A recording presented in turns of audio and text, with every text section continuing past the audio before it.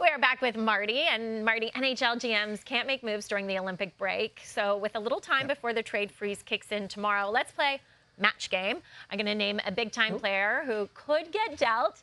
You give us the best fit, starting with Rangers star Artemi Panarin.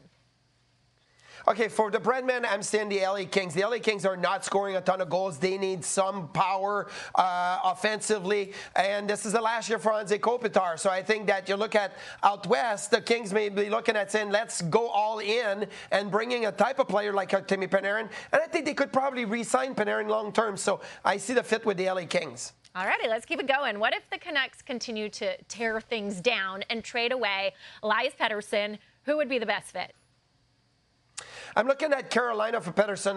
Last year, they made the deal for Mikko Rantanen. They got Logan Stankoven out of the Dallas deal. And if you look at Carolina, the Metropolitan Division is so soft, so wide open that they could say, with a little added performer, we can make our way to the conference finals. And I think Pettersson would fit really nicely with the way that Carolina would play. And, you know, a big name, but doesn't play a big game right now. Rod Brind'Amour could push him around.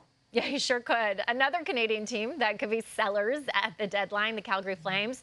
If Nazem Kadri gets moved, Marty, where's his best fit? I'm looking at Minnesota, and I think it's hard to make trades within the conference, but the Flames are saying we are out of it, and, you know, it's all about the return and the fit. I think that Kadri could go to Minnesota. You look at their depth at center. Ryan Hartman's playing top-line center right now. Joel Eriksson-Ek is second-line center, and then it drops off after that. I think Nazem Kadri could go in Minnesota and really help out the Wild in the middle.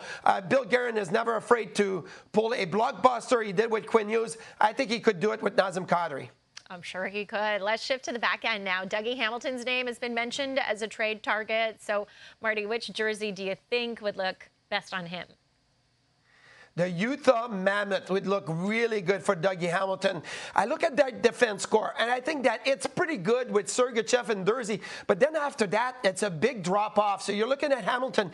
He doesn't even have to come in and play top-pair minutes. He could be a second-pair guy, but they are right there in a playoff spot right now. And that Utah organization, that ownership group, is not going to just sit there and say, we are fine. They're going to go get somebody big, bring in Dougie Hamilton.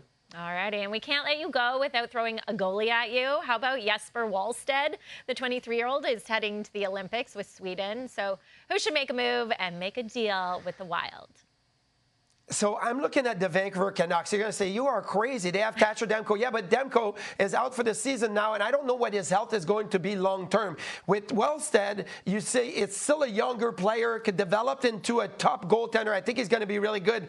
And that could be the next replacement to Thatcher Demko, which over the last few years, it has really hindered the Vancouver Canucks not having health in the crease. So I'm looking at Wallstedt to say, let's look at the future. Like Askarov went to San Jose, Wallstedt goes to Vancouver for the future.